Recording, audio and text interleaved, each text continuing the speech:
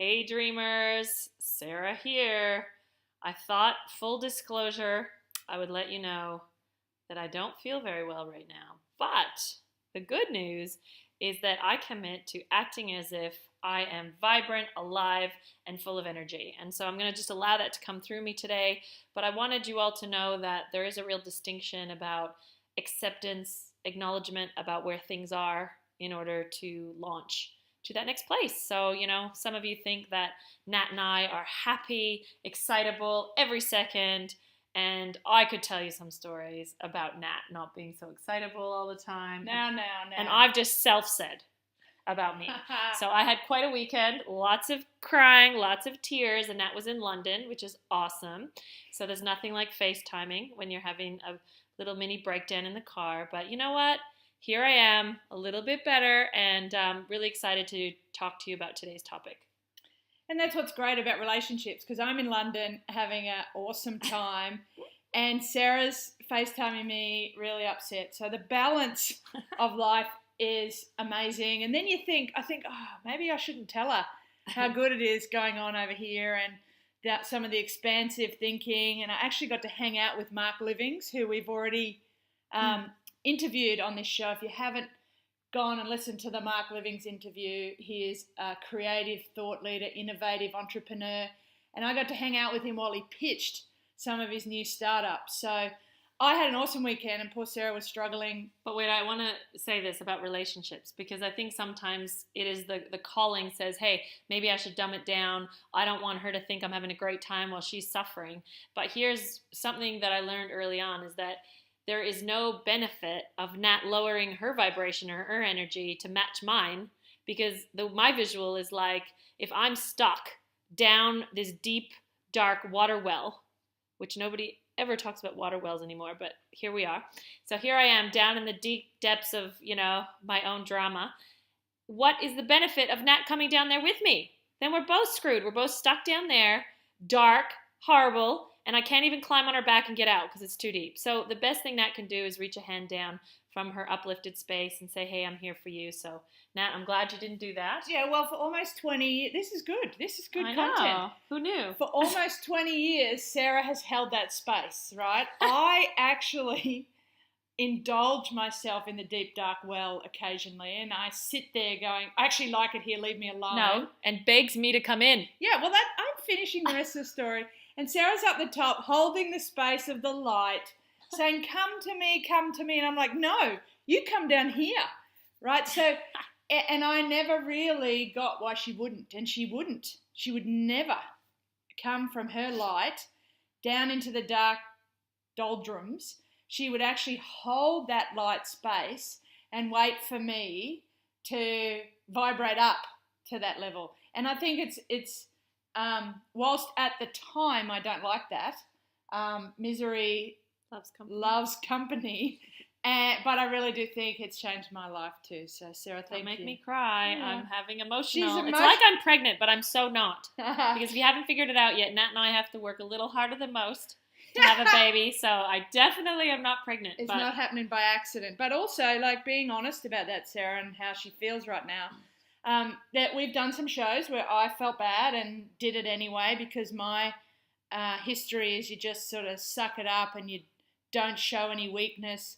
But vulnerability and weakness, as Sarah taught me, that crying is not a weakness, right? And vulnerability is a real powerful thing. So whilst there's been shows where I just suck it up, I think being honest about where we're at right now is pretty powerful. So, and wow, we are so talking about this topic. But to me, Nat, you just brought something up. There is a massive distinction between sucking it up and acceptance. And that's my challenge as well. I grew up in a suck it up household because, like, I have 3 brothers. And so if anybody used to get sick in our house, everybody used to just start yelling at the other one, like, they're faking, Mom.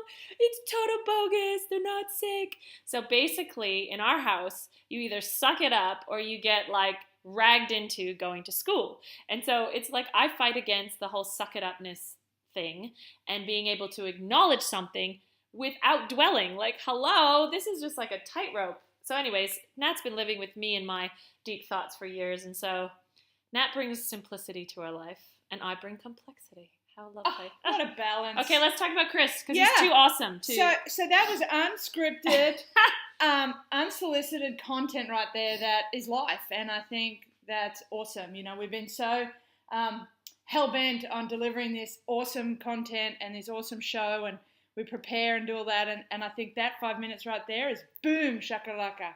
And all people want to do is listen to the interviews. So basically, I know. let's hope they come listen to us. Yeah, okay, cool. So let's talk about the interview, because the second show in the week is reflecting on the amazing people that we interview at the start of the week. So we this week had an awesome entrepreneur that was at the start of the line when Uber launched and in technology, Mr. Chris Saad. And Sarah, I have to go to this first, right? So first of all, if you haven't listened to the interview, you must. Yeah, it's Gold. he's amazing. And at the end of the interview, Sarah's all in her power and her element and in her openness, and she's connecting with Chris, and she's like, Chris is talking about Star Trek. So for all you Trekkers out there, he is a Star Trekker. And Sarah goes, well, he was referring to how it's kind of shaped his life. And if you sit there and if you could say there was a movie or a trilogy or a series that shaped your life, let us know in the Facebook group what that was, because that is pretty cool. Like, so Sarah goes, yeah, that Nat had that too. She loves Star Trek. And so Chris was pumped, and I've been to Chris's house, and he has a lot of Trekker stuff, but he has, more importantly, Sarah, I need to tell you the distinction. Now, you're big on distinctions. The distinction between Star Trek and my shaper, Star Wars. Same. No! Blasphemy. Uh-oh. Okay, so I need my Star Wars fans to talk to me in the Facebook group. But there is a huge distinction. So my life shaper was Star Wars, and Luke, the Jedi, and Yoda. And one of the, I'm not going to go into it in detail, but it really has shaped my life. And one of the philosophies that Yoda spoke of, and he was man of few words, green little man of few words, funny looking. He would always say, there is no try, there is only do, right? So through my life, I would stop. People try so hard that actually doesn't happen. So I stopped trying. I actually just did it, got shit done, right? So you don't try. When people go, I'm trying, it's like, stop trying and just do it. Doing. Don't tell them the name of the 12-week program. You just, revealed without meaning to. Yeah, well. Okay, sorry. Keep going. Sometimes it oozes out. Mm. So I just have to say, Chris, even though he's a Trekker, he's a Star Wars fan too, because he has life-size R2-D2 and stormtroopers in his house. And that is pretty cool. So clearly my life was shaped by Shira. And Oprah. And Beaches, Bette Midler, and Oprah. Yeah. Okay, so, we've had different trajectories. And Sarah's imposed the 25-year Oprah CD set on me, and I made her watch a few of Star Wars, Rocky, Superman series. The Rocky series. I made her watch some of that, so I guess we're even. Okay, so here's the deal. Why are we talking about entrepreneurs straight after the 3-step process about manifestation? And Nat just said it. There's no try. There is just do. And entrepreneurs that we are interviewing are in the doing space. They're not sitting on the sidelines of life watching it go by. They are engaged in startups. They aren't talking about how cool Uber is now. They are creating Uber from the ground up. And, Chris Saad, the thing I love about him, and when he talks about going to Silicon Valley and immersing himself like that, for many, many years he was reading about it, hearing about it, and he thought that was enough. But this entrepreneur startup man, he went there. So entrepreneurialism to us is so important that we wanted to follow it up first to kind of give you a vision and a hope that you too can be a doer and not just a trier. So, we both learned so much from Chris Saad. Seriously, sneaky thing. We actually did another interview because he was so good. I want to talk about some other stuff with him. That's coming later. I know, because there's too much stuff about him at Uber that I wanted to. Anyway, that's coming later. So Nat, you were really impacted. So talk to us about how Chris really spoke to you. Yeah, well, the Nat and Sarah show is about bringing your dreams to life, right? Your dreams to life. And if you can use some of this entrepreneurial spirit that you pick up from the guys we are into, and girls, there's a girl coming. If you can pick that up, the spirit, and apply that to your dreams, like huge leverage, huge expansiveness, go to next level. So that's what I really loved about Chris and all of the entrepreneurs we're interviewing. As we talked about last week, Sarah and I we're picking one topic that we get from the interview and really deep diving and drilling down a little bit more, because one of our mentors, David Wood, talks about that if you just get one thing from anything you do in life, one thing at a time, it's not about mass content, it's one thing, and then acting on it. So what Chris really talked about was rewriting the narrative. He used the word narrative. He used the word working on his next highest version of himself and vision of himself. Now, we talk about step one is creating your new life story. So that's exactly what Chris was talking about. And he said he's always working on his next highest version, which if we think of Apple and the iOS, we as humans have like a HOS, a human operating system. And it needs updates too, right? Who's there to press, when you get that notification on your settings, this is clearly for the Apple users, but I'm sure there's an Android version. You get a notification on your settings app icon that says you need a software update, and you press a button and it does it for you. But where is that on us humans? I'm just laughing because I realize that I resist touching that button because I don't want the software update. Is this telling me something? She never wants the update, and you know why? Don't tell them. Yes, she's afraid. Because it breaks my phone. She's afraid there's a bug in there that's going to break the phone. Now, this is all about the narrative, because in Sarah's one, there's always a bug that breaks her phone, because that's the story she tells herself. Hello, this is everywhere. It never breaks my phone, right? No brainer. Anyway, our human operating system, and you sit there and really reflect, does yours need an update? And I would say that 99.99% of you need an update. So the best part about this is you are in control of that.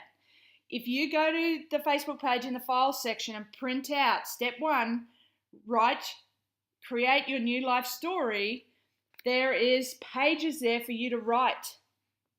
Right? In episode 5, we talk about creating your new life story.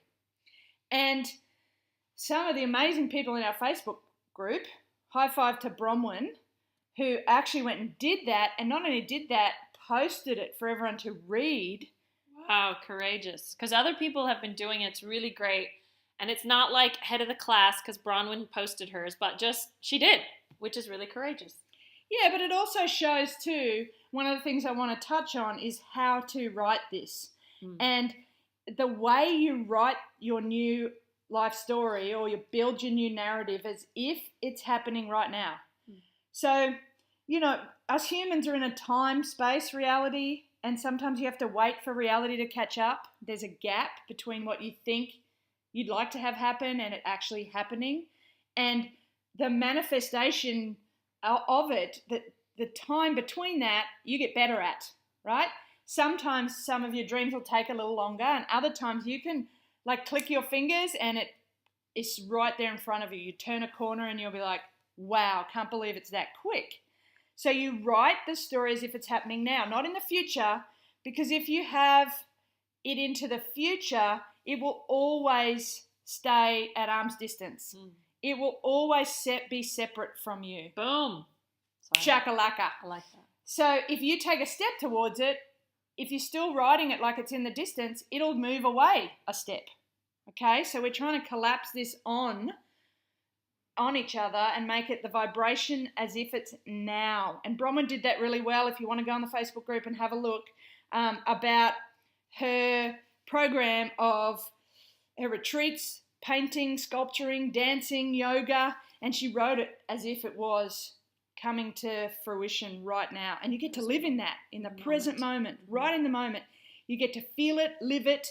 And so, Sarah, I'll talk about that a little bit more, because feeling it and love it is a part also of what Chris said. But I've hogged today. Good. That was good, because just give me a little gap here, Cook, because I wanted to mention that with Bronwyn really writing it in the now space, this relationship with rereading your story. I loved when Jane Paluzzi said, during the live, with the lives, they're really great because people actually ask real questions and we get to find out where people are at, which we found out that a lot of people are staying kind of permanently located in the dreaming phase, fearing that they don't know what their dream is specifically, so staying rooted there. And so I really kicked some people's butt into, you know what, write the story. Get in the do, people. Let's go. So anyways, good on you, Jane. And one thing she said at the end of her story, her post, she said, now to reread it or read it 2 times a day.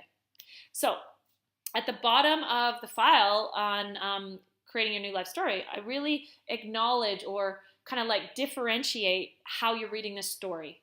Because if you read this story like, I hope this happens because the way my life is going right now totally sucks and I need this to happen, then you are reiterating or reinforcing the gap, like Nat was just talking about.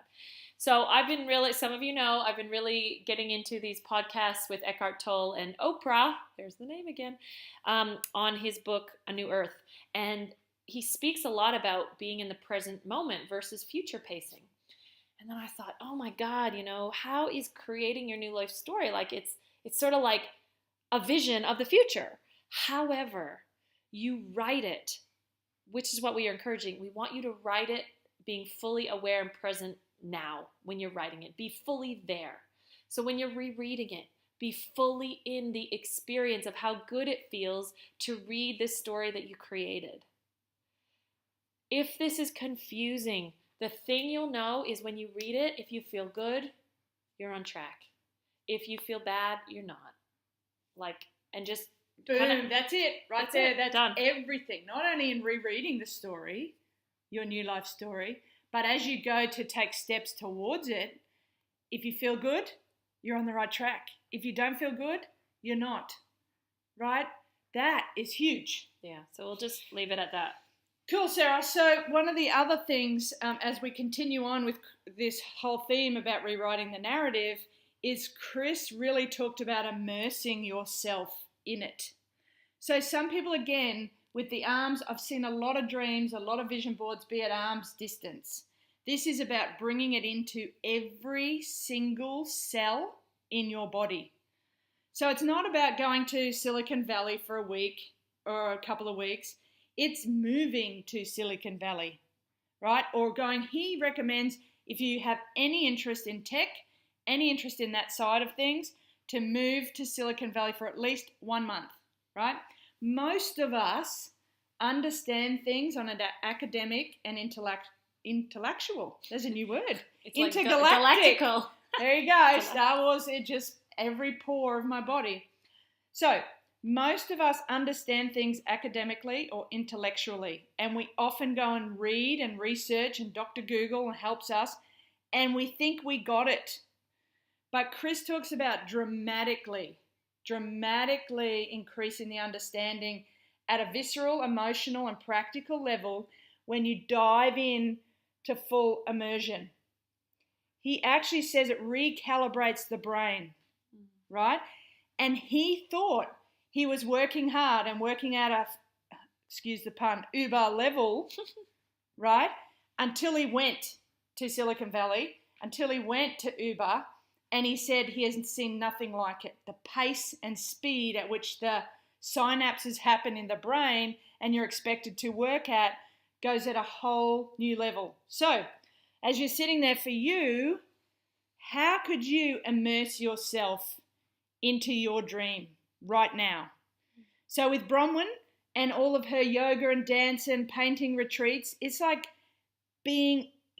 researching some, going to some that she really likes, making notes, taking notes, be in it, be in, as Sarah just said, the present moment of someone else's space that's creating something you want, and feeling it, washing yourself with it. I mean, for those that haven't heard my gold story, we immersed ourselves in golden things, sheets, sunglasses, cars, watches, toasters, Ugg boots, clothes, Palmolive Gold soap I even washed in to really get it into every cell in the body. Now, you might think this is overkill, but it's not. Even Chris Saad said it. I didn't think of this when Chris was speaking, Nat, but now you've got me remembering that my high school volleyball coach told me this lesson about full immersion and surrounding yourself with the people that have done what you want to do. And that caused me to volunteer for the Olympic Games that were coming to North America. I was in Canada, and so I applied to be a volunteer in Atlanta, and I think it was like a year out. And ironically, now in reflection, I can say that the best thing you can do when you align to your new life story is that great things are going to happen. And, you know, I think we've told this in the intro show, but basically, without knowing it, I met Natalie, I met Nat, I met her brother, and I met her family. And I didn't know who they were. I didn't even know what role they were going to play in my new life story yet. However, I believe because I was aligned and tracking my passion and being really authentic with it, meaning being really in alignment with it, like honest with it, all of these amazing things happen. And we had a Canadian team that unexpectedly won a bronze medal in Atlanta, very first Olympics for beach volleyball. And those two guys, Mark and John, Marquise, John Child, became really good friends of mine later when I represented Canada for 9 years myself. And at the time, I was like the goo goo gaga, please can I have a photo with you, girl? You know, but they became people that mentored me, but became my friends. So you just, when you're on track, and you got to trust that. That's I reckon there's a whole show I know. In just your story about that. Sarah's vision or dream to go to the Olympics, right? This is about a whole new show on specificity. She went to the Olympics as a volunteer, 3 times, as a spectator. She went 3 times. And She even has an Olympic gold medal in the cupboard at home. It's mine. It's ours, right? This is a whole new story of specificity, but that's another show. So. Yeah, I know. That's quite ironic. So, okay. So Nat got to share, and look, I had some things I wanted to insert, which Nat may too. But the thing that I really learned from Chris Saad, and it really spoke to me, was when he talked about the difference between small business and startup. Because I think I kind of layered them on top of each other. I didn't really understand the distinction. But when he talked about the hockey stick as a visual, maybe it's because I'm Canadian, but please say at least a field hockey stick. Or, yeah, you'll get it, right, if you're in Australia. So incremental change versus massive impact. I was like, oh my God, I so get this. The difference between a small business and a startup. There is no righter one, gooder one, better one. That was good English. But the thing that I realized from what he said was that desire that Nat and I have to make a massive impact. And I have to say that over 6.5 years ago, or maybe 7 years now, when one of Nat's great friends that she went to physio school with started talking to her about network marketing, it was like, oh my God, throw up in my mouth. Like, no freaking way. And I just rolled my eyes. Nat was a little bit more open. I was like, hell no. And the irony is such a strong response from someone who almost has zero experience. The experience I guess I had was my mom making comments about the Avon lady, or maybe it was like those CDs that used to show up to the house for my brother and he got grounded because he couldn't cancel his subscription. I don't even know, because that wasn't even network marketing. But here's the thing. Network marketing came into our life in the form of a health product. Like, thank goodness, because it came in the door of, hey, we want to be our healthiest versions of ourselves. We'll try this detox thing. Sweet. Took us a while to try it out, but when we did, it was just like transformed everything. For me in particular, I'd always been a bigger athlete, a little bit bloated. Never even wore a bathing suit in public till I was 18 years old. And so for me to have my body transform was like battling every belief I had. Hence, like rewriting my story for myself and my body. So here's the thing though. When it came time for me to share this with other people, I wasn't really interested in sharing about protein powders or about, hey, look at this really cool detox drink. Like, that didn't get me up in the morning. What got me up in the morning was the fact that someone could transform their body, but bigger than that, their beliefs about themselves. That they could actually transform this long held belief that it is the way it is. And so for me, I really, really identified with massive impact. And through network marketing, the model allowed us to make a massive hockey stick impact because of the system, the model of referral, the fact that we have a team of people that want to make a massive impact, not just me and Nat out on the streets giving out flyers about a detox. So this is something, this idea between small business and startup, it really showed me that my heart is in massive impact, is in that startup space. So, Chris, thank you for that. You really kind of gave me some language around what has been going on for Nat and I over the past 6 years. 6 of us started a little. 6, yeah. 6 of us became, healthy, and now 14,000. 14,000. But when you sit there, if we wind the clock back, hindsight's a wonderful thing. If you wind the clock back and you're sitting there thinking, there's 6 of us doing it now, maybe we could get to a couple of hundred. And then the leverage, the hockey stick, the leverage on the couple of hundred we can get to.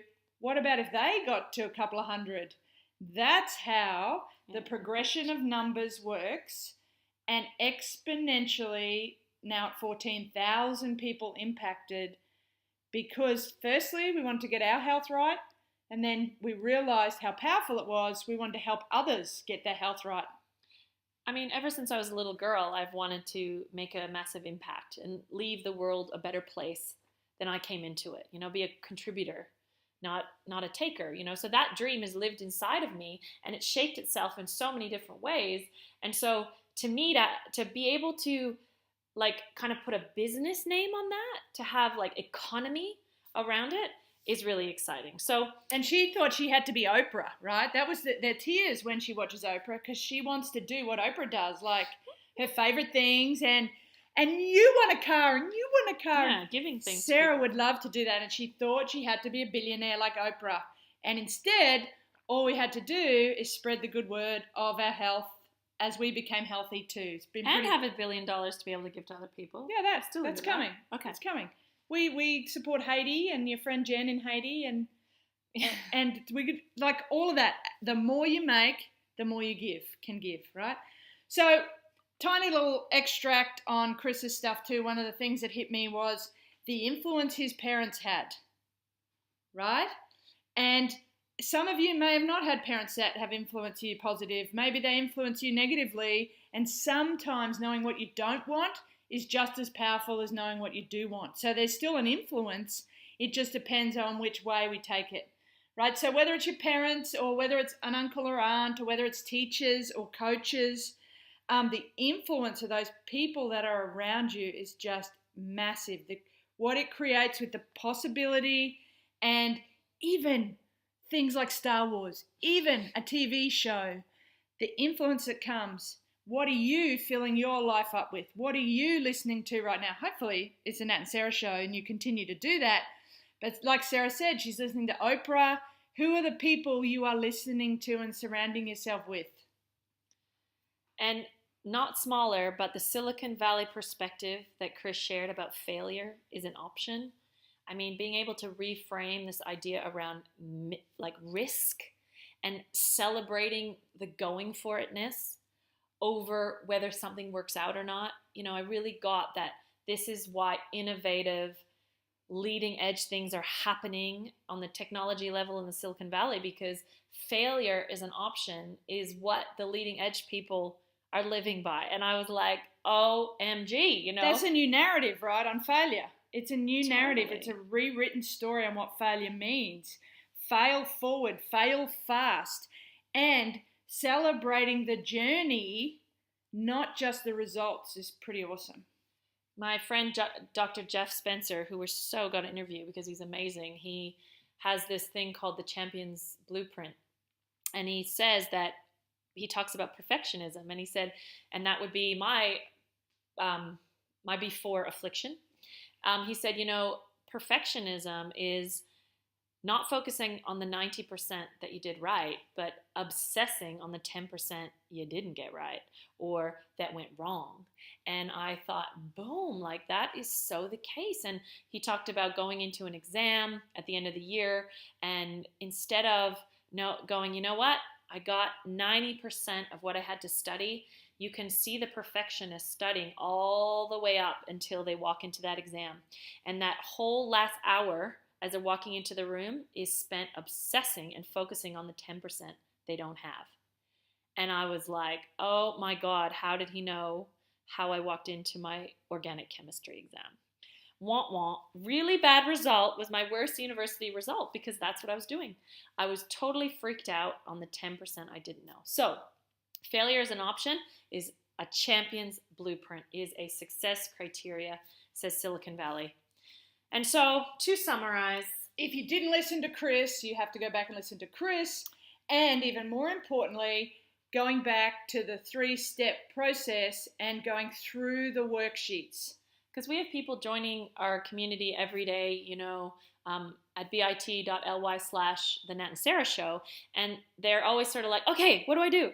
And the first thing that we encourage them is we say, okay, subscribe to the podcast, and I really recommend that you start on step 1, or that pre-step, because dreaming is where it all starts. So look, you can do it however you want. However, it was designed sequentially because we thought, hey, one thing does follow the next. So we encourage you to actively listen, especially when you're listening to interviews, to really think, how does this apply to my life? How is this applicable for me? So thank you so much. Over and out from Good the job, Nat and Sarah Sarah. Show. Got there. Doing it anyway. Whoop. See you next time.